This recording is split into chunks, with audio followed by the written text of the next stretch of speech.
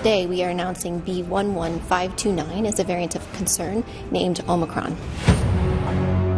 24 नवंबर को दक्षिण अफ्रीका में ओमिक्रॉन का पहला केस मिला और 27 नवंबर को WHO ने इसे वेरिएंट ऑफ कंसर्न घोषित कर दिया।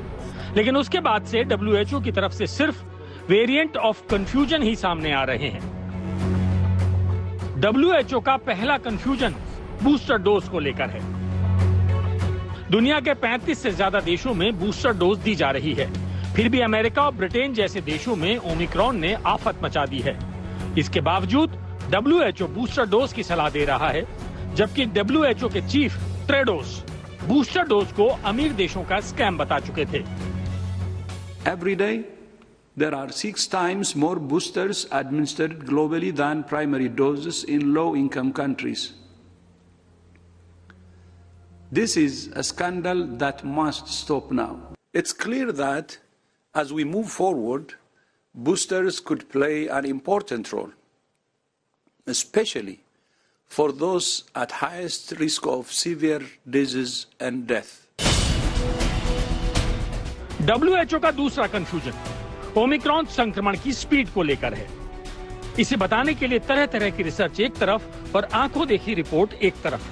ओमिक्रॉन कितनी तेजी से फैल सकता है और फैल रहा है, इसके लिए किसी रिसर्च पेपर को प्रकाशित करने की जरूरत नहीं है। अमेरिका में नए कोरोना केस में हर 4 में से 3 केस ओमिक्रॉन के हैं। पिछले हफ्ते अमेरिका में 6,50,000 से ज्यादा ओमिक्रॉन केस मिले हैं। ब्रिटेन में ओमिक्रॉन के अब तक 37,000 से ज्यादा मामलों की पुष्टि हो चुकी है।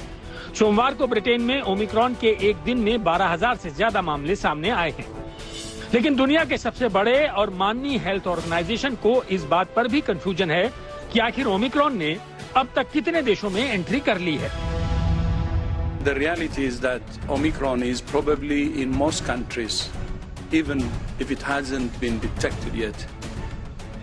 Omicron is spreading at a rate we have not seen with any previous variant. WHO का तीसरा कंफ्यूजन ओमिक्रॉन पर वैक्सीन के असर को लेकर है।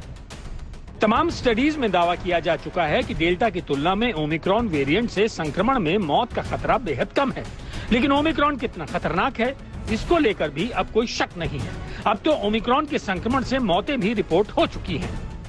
ब्रिटेन में ओमिक्रॉन से अब तक 12 संक्रमितों की मौत हो चुकी है। ब्रिटेन में तो ओमिक्रॉन से 75,000 मौतें होने की आशंका तक जताई गई है। अमेरिका में भी ओमिक्रॉन वेरिएंट से पहली मौत दर्ज हुई है। ओमिक्रॉन के डर से ब्रिटेन, अमेरिका जैसे देशों में एक बार फिर से लॉकडाउन लगाने की नौबत तक आ चुकी है। लेकिन WHO का कंफ्यूजन है कि खत्म होने का नाम ही नहीं ले रहा है। लेटेस्ट उदाहरण ही देख लीजिए। There is now consistent evidence that Omicron is spreading significantly faster than the Delta variant.